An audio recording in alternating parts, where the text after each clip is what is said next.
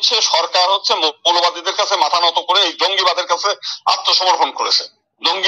জঙ্গিবাদীরা যা বলছে সরকার সেটাই পালন করছে। আমরা তো মনে করেছিলাম যে এই সরকার, অন্তর্বর্তীকালীন সরকার, এরা সজ্জন ব্যক্তি, শিক্ষিত মানুষ, এদের কাছে আমরা কোনো পাবো না, মৌলবাদের পাবো না। কিন্তু দেখা গেল যে এরা আরো বেশি চরম মৌলবাদ এবং চরম হিন্দু বিদ্বেষী মনোভাব নিয়ে সমস্ত জায়গা কাজ করছে। আমি এই প্রসঙ্গে একটা মিনিট বলে আমরা তাদের কাছে কথা বলতে গেছি যে সংবিধান সংস্কার হচ্ছে, তো সেখানে আমাদেরও তো, আমরা এই দেশের 10-12% মাইনরিটি আছে, আমাদের তো কিছু বলার আছে, আমাদের এই হবে।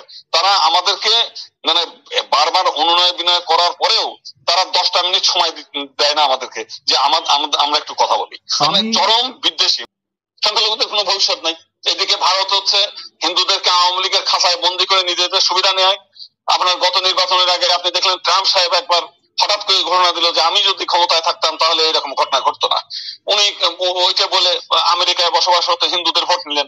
প্রত্যেকেই বাংলাদেশের হিন্দুদেরকে হচ্ছে ফুটবলের মতো ব্যবহার করছে। ভবিষ্যৎ নাই। আচ্ছা, নমস্কার। আমাদের সঙ্গে এই মুহূর্তে ঢাকা থেকে সংযুক্ত আছেন বাংলাদেশ সুপ্রিম কোর্টের আইনজীবী এবং বাংলাদেশ হিন্দু মহাজোটের মহাসচিব গোবিন্দ চন্দ্র প্রামাণিক।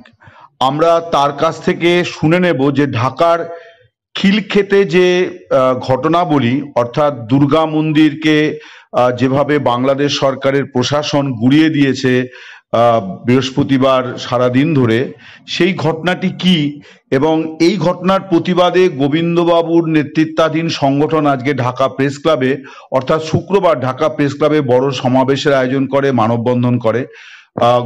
গোবিন্দ চন্দ্র প্রামাণিক, আপনাকে দ্য ওয়ালে অনেক স্বাগত জানাই। আপনি যদি আমাদেরকে বলেন যে ঘটনাটি ঠিক কি হলো এবং কেন হলো।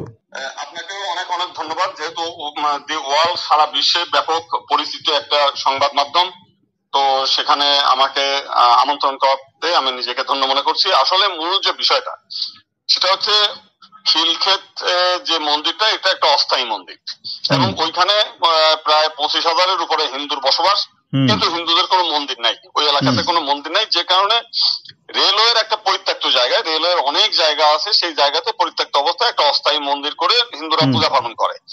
তো এখন এখানে শুধুমাত্র হিন্দুরা নিজেরা মানে পূজা পার্বণ করে তা না, ওখানে আরো 3টি মসজিদ আছে এই রেলওয়ের জায়গাতে, 2টি মাদ্রাসা আছে এবং বেশ কয়েকটি রাজনৈতিক দলের কার্যালয় আছে। কিন্তু গত 3 দিন আগে হঠাৎ করে ওইখানে যে মন্দিরটা, সেই মন্দিরটা একটা ফাঁকা জায়গাতে, সেখানে আশেপাশে আর কোনো ঘরটর নেই। তো সেখানে একটা নিচু এলাকা, যে কারণে ওইখানে বৃষ্টির জল পড়ছিল, মানে জল জমে যাচ্ছিল। তো ওনারা ওখানে কিছু মাটি ফেলে, কিছু ইট দিয়ে ওইটাকে একটু উঁচু করছিল, যাতে রেগুলার ওইখানে ভক্ত সমাগমে কোনো বাধা না ঘটে কিংবা প্রতিমা যাতে নষ্ট না হয়ে যায়। ফলে কি হলো যে ওই এলাকার কিছু মৌলবাদী গ্রুপ, তারা রাত 11টার দিকে সবাই ওখানে প্রায় 200-300 লোক ওখানে জড়ো হয়ে বললো যে না, আমার এই এলাকার মধ্যে কোনো মন্দির থাকতে পারবে না, হিন্দু কোনো ধর্ম না, এবং এইখানে মানে এইখানে কোনো এই সমস্ত ভূতের কীর্তন টীর্তন এইগুলো করতে দেওয়া যাবে না, এইখানে মন্দির থাকবে না, মন্দির ভেঙে ফেলানো হবে। এবং তারা নিজেরাই ওইখানে মন্দির ভাঙার চেষ্টা করে। তো ওইখানে যারা ভক্ত ছিল তারা একটু বাধা দেওয়ার পরে তারা আলটিমেটাম দিয়ে দেয় যে পরের দিন 12টার মধ্যে এই মন্দির ভেঙে সরিয়ে ফেলতে হবে, যদি না সরান যায় তাহলে আমরা নিজেরা তৌহিদি জনতা এসে ভেঙে দেবো। এখন আমার বক্তব্যটা হচ্ছে যে এটা রেলওয়ের জায়গা, রেলওয়ে যদি তার অবৈধ উচ্ছেদ করে আমাদের কোনো আপত্তি নাই, কিন্তু এলাকার দুষ্কৃতিকারী মৌলবাদী চক্র এসে তারা নিজেরা অবৈধভাবে 2টো মাদ্রাসা চালায়, 2টো মসজিদ ওখানে করে রাখছে। তারা সেখানে মানে শান্তিপূর্ণ তারা থাকতে পারে, আমাদের এখানে বিরোধ না করলেই চলে, কিন্তু তারা এখানে আলটিমেটাম দেয়ার কে। তো সেই কারণে আমরা মানে এই বিষয়টি নিয়ে, তো আপনি একটু আগে বলছিলেন যে ওখানে আরো অনেক মানে বেআইনি নির্মাণ যদি ধরা হয় তাহলে সেখানে মসজিদ আছে, মাদ্রাসা আছে এবং রাজনৈতিক দলের অফিস আছে, সেগুলোকে কোনোভাবে কোনো মানে ভাঙাচোরা হয়নি, সেগুলি যেমন সেগুলো এখনো বহাল তবিয়তে আছে। তার মধ্যে আজকে বিএনপির একটা অফিস ছিল, সেই বিএনপির অফিসটা ওনারা নিজেরাই সমালোচনার শুনে ওনারা নিজেরা সরিয়ে নিয়েছেন, কিন্তু এখনো ইসলামী দলের ওইখানে অফিস আছে এবং 2টো মাদ্রাসা আছে, 3টা মসজিদ এখনো আছে।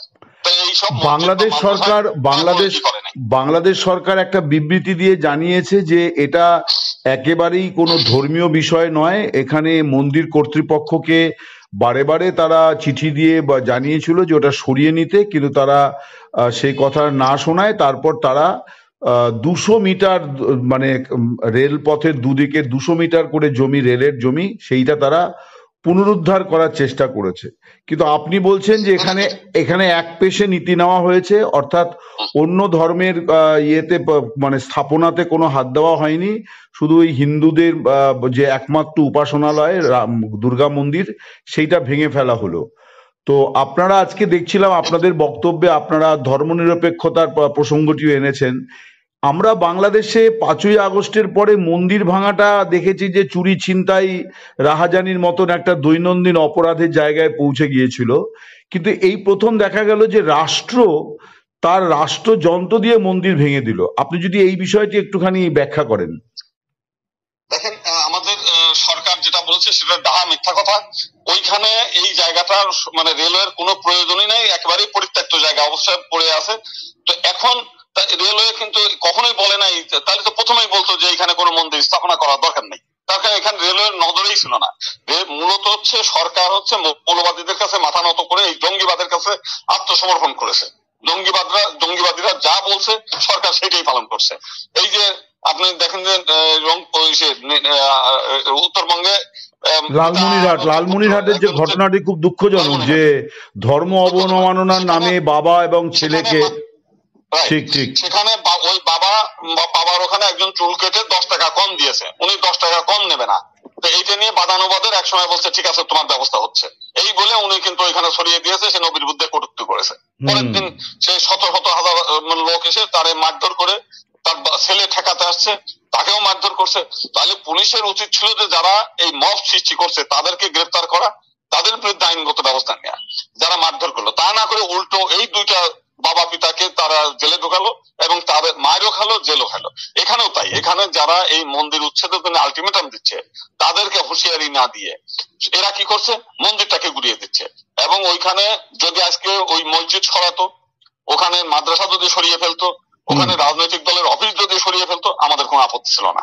কিন্তু এখানে আমাদের আপত্তিটা সেখানেই, যেখানে মসজিদ থাকবে, মাদ্রাসা থাকবে, কিন্তু হিন্দু মন্দির থাকতে পারবে না।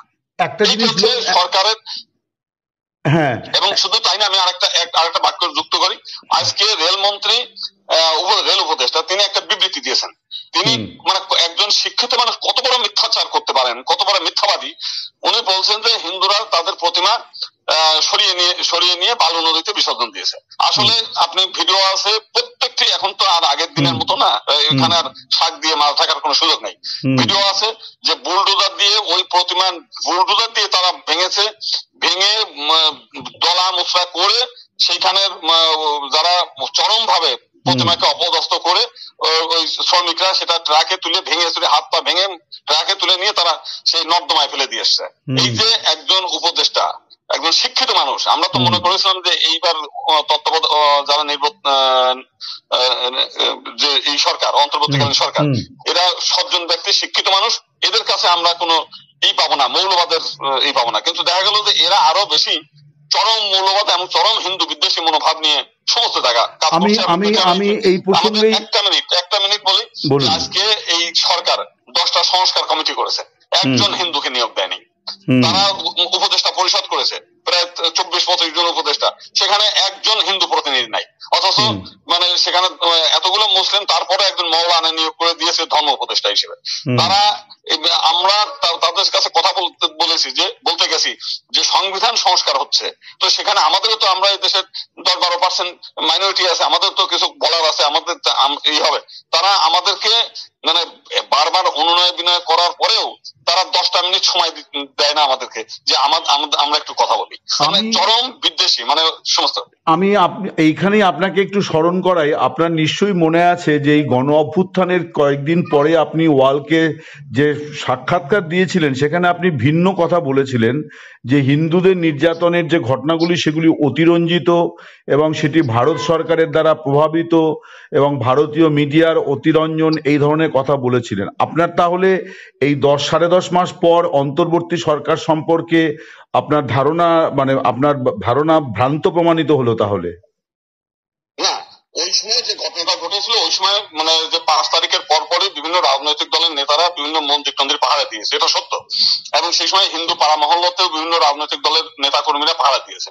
এবং ওই সময় যে ঘটনাগুলো ঘটেছে শুধুমাত্র রাজনৈতিক সঙ্গে যারা সম্পৃক্ত হিন্দু বা মুসলিম তাদের বাড়িতে হামলা হয়েছে। ওই সময় কিন্তু কোনো, যেমন যশোরে 20টা হিন্দু বাড়ি একসঙ্গে পুড়িয়ে দেয়া, তাদের ব্যবসা প্রতিষ্ঠান ধ্বংস করে দেয়া, তাদের মোটরসাইকেল থেকে আরম্ভ করে সবকিছু পুড়িয়ে দেয়া, কিংবা এই যে মন্দির ধ্বংসের মতো কোনো ঘটনা ঘটে নাই। তো এখন সেই সময় আমরা মনে করেছিলাম যে যারা বাছাই করে এই উপদেষ্টা পরিষদ হয়েছে, বিভিন্ন যদিও এনজিওর প্রতিনিধি বেশি এবং স্বজনপ্রীতি বেশি, তবু আমরা মনে করেছিলাম যে একটা শিক্ষিত সমাজের লোকজন আসছে, এদের কাছে আমরা একটা ভালো কিছু আশা করবো। কিন্তু দীর্ঘদিন আমরা দেখলাম, পরে মানে আমরা অবজার্ভ করলাম যে এরা আরো মানে চরম মৌলবাদী এবং চরম হিন্দু বিদ্বেষী, যেটা ওই সময়টা আমরা বুঝতে পারিনি। আমি আরেকটি কথা বলি, বাংলাদেশের এই পট পরিবর্তনের পরে সে দেশের সাবেক প্রধানমন্ত্রী ভারতের আশ্রয়ে বা অতিথি হিসেবে আছেন। অনেক রাজনৈতিক নেতৃত্ব, বিশেষ করে আওয়ামী লীগের নেতারাও প্রথম সারির তারা ভারতেই আছেন বলে শোনা যাচ্ছে। তো সংখ্যালঘুদের যে পরিস্থিতি, যেদিকে তা আপনাদেরকে যে মানে পরিস্থিতির মুখে আপনারা পড়েছেন, তাতে ভারত সরকারের ভূমিকা, কারণ আমরা অতীতে বিভিন্ন সময় দেখেছি যে ভারত সরকার বাংলাদেশে এই ঘটনাবলীগুলো নিয়ে তারা প্রতিক্রিয়া দেয়। তো এই 10-10.5 মাসে অনেকবার প্রতিক্রিয়া দেওয়া হলো, কিন্তু আপনারা কি মনে করছেন ভারত সরকারের ভূমিকাটাকে? আমরা ভারত সরকারের ভূমিকাটা মোটেও ভালো মনে করি না। ভালো মনে করি না এই কারণে, যখন গত 17 বছর এই শেখ হাসিনা ক্ষমতায় ছিল, তখন গ্রামের পর গ্রাম জ্বালিয়ে দিয়েছেন। সেই নাসিরনগর, কুমিল্লা, চট্টগ্রাম, রাউজান, ফটিকছড়ি, যশোরের অভয়নগর, শিয়ালি, মানে বিভিন্ন স্থানে। সেখানে কিন্তু ভারত সরকার আমাদের জন্য একটা বাক্য বলে নাই। এবং আমরা সেই সময় ভারত সরকারের বিভিন্ন স্তরে আমরা যোগাযোগ করেছি, আমরা বলেছি যে এই শেখ হাসিনা একটা চরম মৌলবাদী মহিলা। তিনি মাদ্রাসা বানাচ্ছেন, তিনি হাজার কোটি টাকা বরাদ্দ করছে মাদ্রাসার জন্য, কিন্তু হিন্দু শিক্ষার জন্য তার 1 পয়সা বরাদ্দ নাই। তিনি 550টি 60টি মডেল মসজিদ বানাচ্ছেন, একটা মডেল মন্দির করতেছে না। তিনি কওমি জননী হচ্ছে, কওমি মাদ্রাসা স্বীকৃতি দিচ্ছে, অথচ সংস্কৃত টোলের জন্য শিক্ষকদের বেতন হচ্ছে মাসে 169 টাকা, আর মাদ্রাসার টিচারদের হলে বেতন হচ্ছে সাধারণ টিচারদের সম পরিমাণ বেতন, যেখানে 30 থেকে 50,000 টাকার মধ্যে। তারপরে উনি বিশ্ব ইজতেমার জন্য টাকা দিচ্ছেন, উনি মদিনা সনদ বাস্তবায়ন করতে চান, উনি নবীর দেখানো পথে দেশ শাসন করতে চান। মানে উনি ব্যক্তিগতভাবে চরম মানে ছিল, মানে মৌলবাদী মহিলা ছিলেন। যে কারণে আজকে যারা এই যে মৌলবাদ দেশে তৈরি হয়েছে, এই তৈরিটা করেছেন শেখ হাসিনা নিজেই এবং তার পিতা মানে শেখ মুজিবুর রহমান। ওনারা দুইজন মিলেই বাংলাদেশটাকে, ওনারাই সেই সময় মানে ওআইসিতে গিয়ে বাংলাদেশকে ইসলামী রাষ্ট্র হিসেবে ঘোষণা করে আসছেন, মাদ্রাসা বোর্ড করছে, ইসলামিক ফাউন্ডেশন করেছে, সমস্ত যত ইসলামের জন্য যা যা করার দরকার সবগুলো করেছে ওনারা। তো এখন তো দেশে আওয়ামী লীগ নেই, বিএনপি আছে, এবং অনেকেই মনে করছে বিএনপি আগামী দিনের শাসক দল। তো তারা আপনাদের সঙ্গে কেমন ব্যবহার করছে? তো তারাও একই, কারণ এই দেশটাকে তো একটা মানে মৌলবাদের আঁখড়া তৈরি করে গেছে আর কি স্বাধীনতার পরপরই। যে কারণে এখন প্রত্যেকটি লোকই মানসিকভাবে মৌলবাদী। বিএনপিরা গত 3 বার করে তারা ক্ষমতায় ছিল, তারা কোনো মাইনরিটিকে পার্লামেন্টে নেয় নাই। এমনকি তাদের দলের একজন সবচেয়ে বড় নেতা গয়েশ্বর রায়, তো সেই গয়েশ্বর রায় একজন এমপি হতে পারেন নাই। তার সে মহিলাদের জন্য সংরক্ষিত আসন আছে 50টা, সেখানে একজন হিন্দুকে কখন নিয়োগ করে নাই। এবং গয়েশ্বর রায় একবার তার মেয়েকে সংরক্ষিত আসনে মনোনয়ন দিতে চেয়েছিলেন, তিনি সেটাও ব্যর্থ হয়েছেন। তার মানে এখন বর্তমানে হচ্ছে যে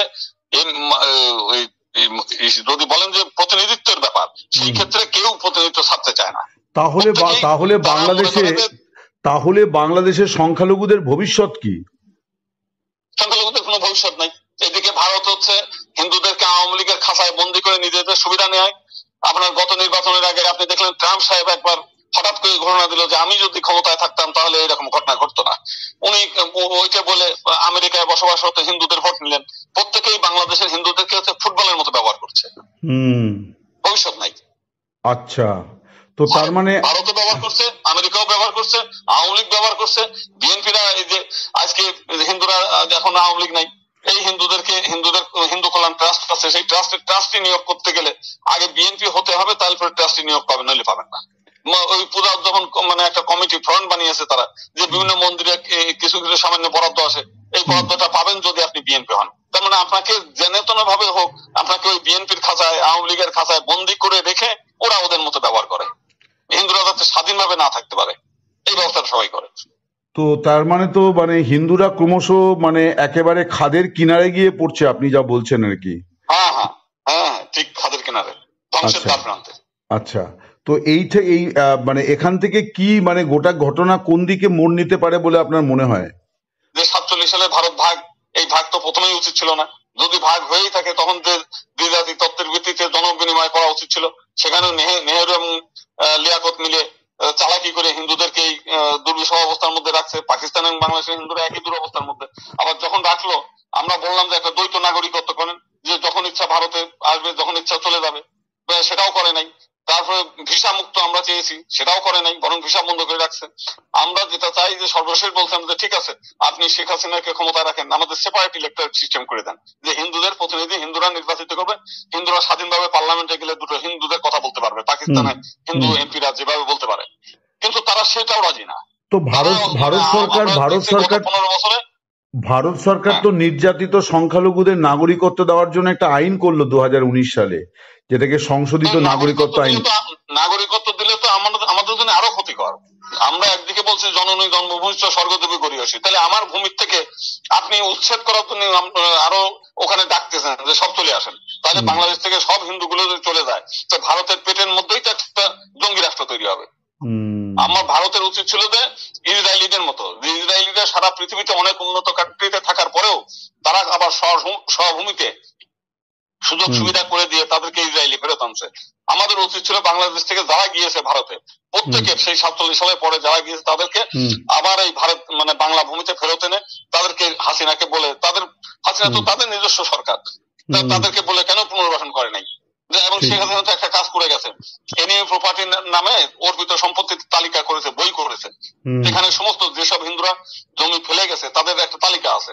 আপনি কলকাতায় হোক, ভারতে যারা গেছে তাদের নাম, পিতা মাতার নাম বা ঠাকুর দাদার নামের তালিকায় বাংলাদেশের গভর্নমেন্টের এখানে গেজেট হিসেবে আছে। তো তাদেরকে তাদের জমি ফেরত দিয়ে যে ঠিক আছে তোমাদের বাড়িঘর ফেরত হবে, তোমরা বাংলাদেশে গিয়ে বসবাস করো নিরাপত্তার সাথে। ভারত তো সেই কাজটাও করেনি, বরং তাদেরকে নাগরিকত্ব দিয়ে আরো বাংলাদেশের হিন্দু জনসংখ্যা কমানোর জন্য যা যা করার সেগুলো করছে।